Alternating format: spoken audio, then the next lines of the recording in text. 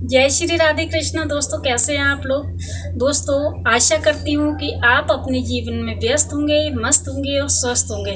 तो दोस्तों, अपना ध्यान रखिएगा और आगे बढ़ते हैं। आज हम कहेंगे शरद पूर्णिमा की कथा। उससे पहले जान लेते हैं कि शरद पूर्णिमा क्या होता है, इस पर खीर क्यों बनाई जाती है और शरद पूर्णिमा क्यों मनाया जाता है। दोस्तों, अश्विन मास की शुक्ल पक्ष की पूर्णिमा को शरद पूर्णिमा कहते हैं। ये तो आप सभी को पता ही होगा। और इससे और अधिक जानकारी के लिए हम आगे बढ़ते हैं और जानते हैं कि शरद पूर्णिमा पर क्या करना चाहिए। शरद पूर्णिमा को रास पूर्णिमा भी कहते हैं। ज्योतिषों का मान्यता है कि संपूर्ण वर्ष में अश्विन मास की पूर्णिमा का चंद्रमा ही षोडश कलाओं से यानी कि 16 कलाओं से युक्त होता है। कहते हैं कि इस दिन चंद्रमा अमृत की वर्षा करता है। दोस्तों, शरद पूर्णिमा के दिन शाम को खीर पूरी बना करके भगवान का भोग अवश्य लगाएं। भोग लगा करके खीर को छत पर रख दें और रात को भगवान का भजन करें। रात को कीर्तन करें, भजन करें, भगवान का नाम जाप करें। चांद की रोशनी में सुई पिरोएं। पहले के जमाने में लोग चांद की रोशनी में सुई पिरोया करते थे, तो आप भी सुई में धागा डाल लिए और देखिए कि आपकी आंखें भी कितनी स्वस्थ हैं। दोस्तों, अगले दिन जब भोग लगा करके खीर सभी को बांट देना है आपको, और उसमें तुलसी के पत्ते डाल करके आपको भोग लगाना है। इस दिन प्रातःकाल आराध्य देव को सुंदर वस्त्रों से, सुंदर आभूषणों से भगवान को सजाइए, उनको सुंदर बनाइए और आसन पर विराजमान करके गंध, अक्षत, पुष्प, धूप, दीप, नैवेद्य, तांबूल, सुपारी, दक्षिणा आदि से पूजा करनी चाहिए। आपके घर में अगर लड्डू गोपाल जी हैं तो आप उनकी अच्छे से सेवा कीजिए, उनकी पूजा कीजिए, उनके अच्छे से वस्त्र पहनाइए और उनको बांसुरी धारण कीजिए। आपको पता है शरद पूर्णिमा वाले दिन वृंदावन में बिहारी जी को बांसुरी धारण करते हैं। सभी लोग चांदी की बांसुरी चढ़ाते हैं, सभी लोग बांसुरी गिफ्ट देते हैं ठाकुर जी को। उन पे बहुत सारी बांसुरी आती हैं। तो दोस्तों, इसी दिन ही एक दिन के लिए ही वो बांसुरी धारण करते हैं। वृंदावन के जो बिहारी जी हैं वो पूरे वर्ष में बांसुरी धारण नहीं करते हैं, लेकिन शरद पूर्णिमा वाले दिन वो बांसुरी जरूर रखते हैं। इसीलिए बांसुरी ये बिहारी जी को जरूर चढ़ाई जाती है। कोई चांदी की बांसुरी चढ़ाता है, कोई बांस की बांसुरी चढ़ाता है। इसी तरह से हर कोई कृष्ण भगवान को बांसुरी जरूर देता है। दोस्तों, अगर आपको भी लगता है कि आप कर सकते हो तो मंदिर में एक बांसुरी जा करके दान कर दीजिए। बांसुरी अपने ठाकुर जी को जरूर चढ़ाइए। कल यानी कि शरद पूर्णिमा वाले दिन आप ठाकुर जी को बांसुरी अवश्य उनके अधर पे लगाइए, क्योंकि चांदी की बांसुरी जो होती है बहुत ही शुभ होती है और ठाकुर जी अति प्रसन्न होते हैं। दोस्तों, पूर्णिमा का व्रत करके कहानी सुननी चाहिए। बिना कहानी के व्रत अधूरा माना जाता है। कथा सुनते समय एक लोटे में जल लेना चाहिए और गिलास में गेहूं लेना चाहिए। गिलास में जो गेहूं होते हैं वो भरे हुए होने चाहिए। दोनों में रोली और चावल रखें। गेहूं के 13 दाने लेकर के कथा सुने।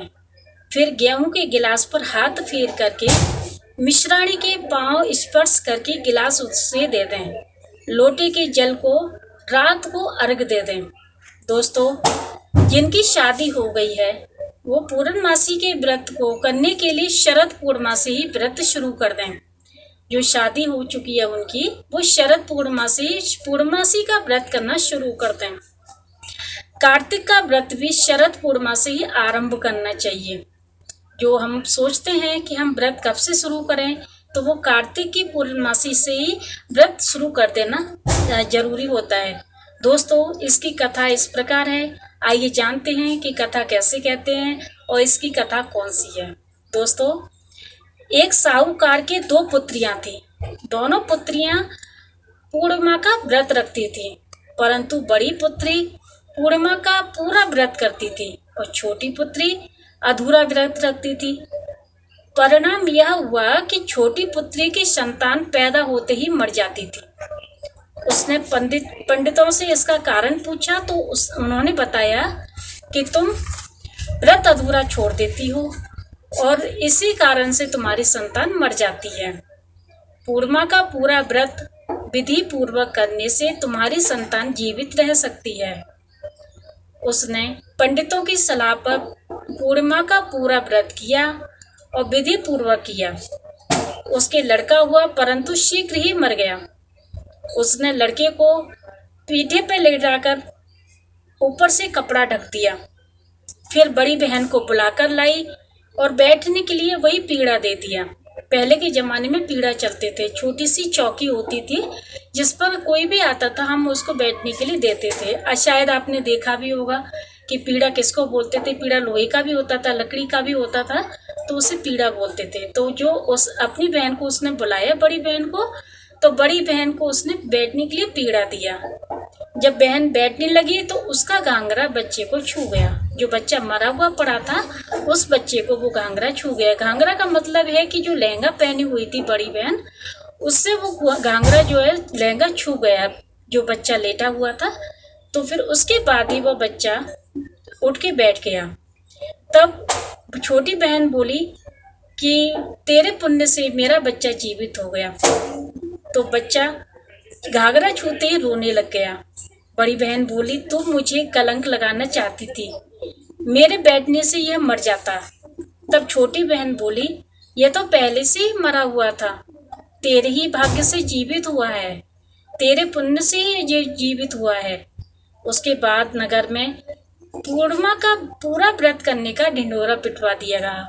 तभी से ही यह व्रत चालू हुआ। इसीलिए इस व्रत को सभी लोग करते हैं, तो आप भी इस व्रत को शुरू कर दीजिए। अभी जो शरद पूर्णिमा आ रही है इसी दिन से व्रत शुरू कर दीजिए। यह व्रत बहुत ही मंगलकारी, लाभकारी है और यह व्रत से सभी मनोकामनाएं पूर्ण होती है। दोस्तों, अगर आपको ये कथा अच्छी लगी है और अगर आपके काम की वीडियो है तो इसे आप लाइक कर दीजिए और सपोर्ट में राधे राधे लिख करके मुझे कमेंट करिए। जय श्री राधे कृष्ण।